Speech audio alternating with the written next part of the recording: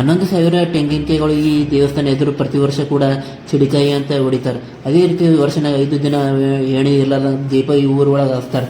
ಇದೇ ನಮ್ಮ ಕಲಬುರಗಿ ಜಿಲ್ಲೆ ಕಲಬುರಗಿ ತಾಲೂಕೊಳಗಿರುವಂಥ ಕಣದಾಳ ಪುಣ್ಯಕ್ಷೇತ್ರ ಕಣದಾಳ ಹುಣಚೇಶ್ವರ ದೇವಸ್ಥಾನ ಅಂತ ಹೇಳಿ ಈ ಹುಣಚೇಶ್ವರ ದೇವಸ್ಥಾನ ಹತ್ತಿರ ಬಂದು ಬೇಡಿಕೊಂಡಷ್ಟು ಇವರು ಅಂತ ಎಲ್ಲ ಅದರ ಪ್ರತಿ ವರ್ಷವೂ ಕೂಡ ಭಕ್ತಗಳು 11,000 ಚಿಡಿಕಾಯಿ ಅಂತ ಹೇಳಿ ಬೇಡಿಕೊಂಡಷ್ಟು ಅವರು ತಂದು ಹೊಡಿತಾರೆ.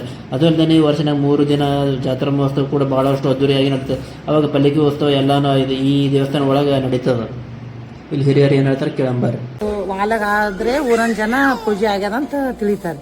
ಮತ್ ಆಗಿದಿಲ್ಲ ವಾಲಗ ಆಗಿಲ್ಲ ಅಂದ್ರೆ ಊರಾಗ ಏನೋ ಸಮಯ ಆಗ್ಯದ, ಸ್ಪೀಕರ್ನು ಹಚ್ಚಿಲ್ಲ, ಪೂಜಾನು ಆಗಿಲ್ಲ ಅಂತ ಹೇಳಿ ನಾವು ಡೌಟ್ ಮಾಡ್ತೀವಿ.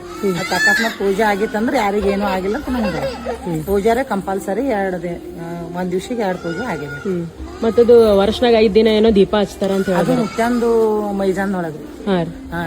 ಅದು ಇಲ್ಲಿ ಜಳಕ ಮಾಡ್ಬೇಕು, ಮಡಿಲಿಂದ ಹೋಗಿ ಅಲ್ಲಿ ಹೂವಿನ ಬಾಯಿ ಅಂತ ಅದ, ಆ ಗುಡಿ ಒಳಗಿಂದ ನೀರ್ ತಂದು ಪಣತಿ ಒಳಗ್ ಹಾಕಿ ನೀರಿನ ದೀಪನೇ ಹಚ್ತಾರ. 5 ದಿವಸ ನೀರಿನ ದೀಪ ಯಾರು ಪೂಜೆ ಮಾಡೋರು ಅಷ್ಟೇ ಒಳಗೆ. ಅದಕ್ಕೇನು ಎಣ್ಣೆ ಅದು ಏನ್ ಕಣದಾಳ ಒಳಗಿರುವಂಥ ಹುಣಚೇಶ್ವರ ದೇವರ ಮಾಹಿತಿ ನಿಮಗೆ ನಿರ್ದಿಷ್ಟ ನಾನು ಪೇಜಿಗೆ ಫಾಲೋ ಮಾಡಿಲ್ಲ ಅಂತಂದ್ರೆ ಫಾಲೋ ಮಾಡಿರಿ. ಇದೇ ಥರ ನಮ್ಮ ಸುತ್ತಮುತ್ತ ಪರಿಚಯ ನಿಮಗೆ ಮಾಡಿಕೊಡ್ತಾನೆ ಇರ್ತೀನಿ. Thank you for watching.